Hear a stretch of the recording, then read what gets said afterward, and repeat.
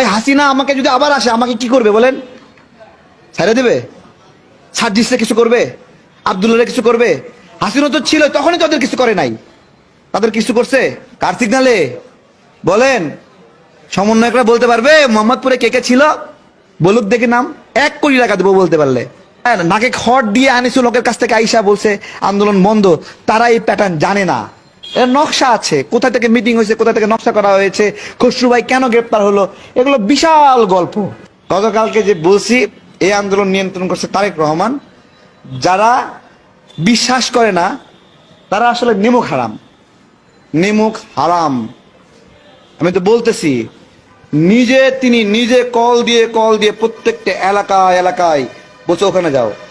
আমাকে বলছে যে এই এলাকা তো হলোই, সফল হলাই, এখন কোন এলাকা?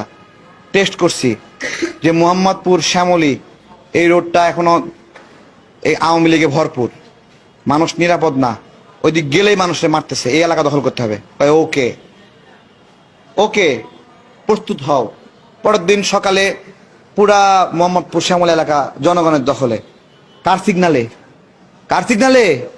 বলেন, সমন্বয়করা বলতে পারবে মোহাম্মদপুরে কে কে ছিল? বলুক দেখে নাম। 1 কোটি টাকা দেবো বলতে পারলে। তাহলে একটা প্রশ্ন করি, সব জায়গায় একসঙ্গে আন্দোলন হলো না কেন বলেন তো? মানে আন্দোলন তো কোন আন্দোলন সব জায়গায় এক সময় একসঙ্গে হবে? মানে একবার বাড্ডায় হচ্ছে, আর একটা 3 ঘন্টা পরে বসুন্ধরায় হচ্ছে, আর 3 ঘন্টা পরে যাত্রাবাড়ি হচ্ছে, আর 3 ঘন্টা পরে মোহাম্মদপুরে হচ্ছে, আর 3 ঘন্টা পরে মিরপুরে হচ্ছে। আলাদা আলাদা কেন? কারণ আমাদের একসঙ্গে সমন্বয় করার ফিটনেস ছিল না। তাই তো আলাদা আলাদা ভাবে আলাদা সময় এক একটা এলাকায় আওয়ামী লীগকে ক্রাশ করা হয়েছে, পুলিশকে ক্রাশ করা হয়েছে। এগুলো একটা নকশা, এগুলো একটা প্যাটার্ন এই আন্দোলনের। যারা এই আন্দোলনে যারা নাকে খড় দিয়ে আনিসুল হকের কাছ থেকে আইসা বলছে আন্দোলন বন্ধ, তারা এই প্যাটার্ন জানে না। এর নকশা আছে, কোথা থেকে মিটিং হয়েছে, কোথা থেকে নকশা করা হয়েছে, খসরু ভাই কেন গ্রেপ্তার হলো, এগুলো বিশাল গল্প। এই গল্পগুলোর ছবি ভিডিও সব আমরা একসময় প্রকাশ করব। এখনো নিরাপদ না, তাই আমরা এগুলো প্রকাশ করব না। এখনো জনগণের সরকার, ভোটের সরকার যেদিন আসবে, যেদিন সত্যিকার অর্থে আমরা ভোট দিয়ে, জনগণ ভোট দিয়ে একটা সরকার বানাতে পারবে, যেই সরকার সত্যিকার অর্থে হাসিনাকে বিচার করার ক্ষমতা রাখে। আমি আবারও বলছি, আমরা হাসিনার বিচার করতে পারবে এইরকম ক্ষমতাশালী সরকার দেখতে চাই। সেটা যদি ইউনূস করতে পারে, ইউনূস সাহেব করতে পারে, তাহলে ইউনূস সাহেবকে আমরা সমর্থন দেব। বলি দেখাক, হ্যাডাম দেখাক যে হাসিনার বিচার করবে। নমুনা কি? ওয়ার্ডে ওয়ার্ডে আওয়ামী লীগ নেতারা মানুষকে অত্যাচার করছে। কয়জন আওয়ামী লীগ নেতাকে গ্রেপ্তার করা হয়েছে বলেন? বলেন, হাসিনার যদি বিচারই করে 600 জন আওয়ামী লীগ নেতা কেমনি ছাড়া পাইলো আবার গ্রেপ্তার হওয়ার পরে? বলেন কেন? কেন তারা ছাড়া পাইলো? যদি বিচারই করতে চাই, হ্যাঁ, মানে বিচার করবে কিন্তু ছেড়ে দিয়ে আবার বলবে যে খোঁজো খোঁজো, সবাইকে খোঁজো। কি মজা পাইছে চোর পুলিশ খেলা, সবাই ছাইরা দিয়ে আবার কথা খোঁজো, সবাই ধরো। এই খেলা, এই খেলা।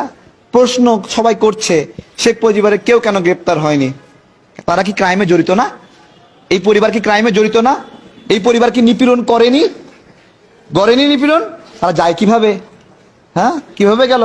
বেনজির গেল কিভাবে? বেনজিরে পাল্লাতে সহযোগিতা করছে কোন হালায়? হ্যাঁ, ওরে ওরে ওরে ওরে কিছু, ওর কিছু হবে না। হ্যাঁ, কে হালায়? যদি জিজ্ঞাসা করেন পালাতে সহযোগিতা করলো কে, এবার বলেন পালাতে সহযোগিতা করার ক্ষমতা রাখে কে? বলেন, ধরেন এবার আইন বিভাগকে নিয়ন্ত্রণ করতেছে, পুলিশকে নিয়ন্ত্রণ করতেছে, সেনাবাহিনীকে নিয়ন্ত্রণ করতেছে, র্যাবকে নিয়ন্ত্রণ করতেছে। তাহলে খুঁজে পাবেন পালাতে সহযোগিতা করছে কে? তাহলে তার যে পালাতে সহযোগিতা করলো তার হাতেই বাংলাদেশ নিরাপদ, নাকি ভোটাধিকারের মাধ্যমে জনগণের সরকার আসবে তার হাতে বাংলাদেশ নিরাপদ? অন্তত হাসিনার বিচারের জন্য একটা শক্তিশালী সরকার চাই। সেই সরকার যদি ইউনূস সাহেব হতে পারে, জান দিয়ে যেভাবে আন্দোলন সফল করছি, ইউনূস সাহেবকেও জান দিয়ে ক্ষমতায় রেখে দেব।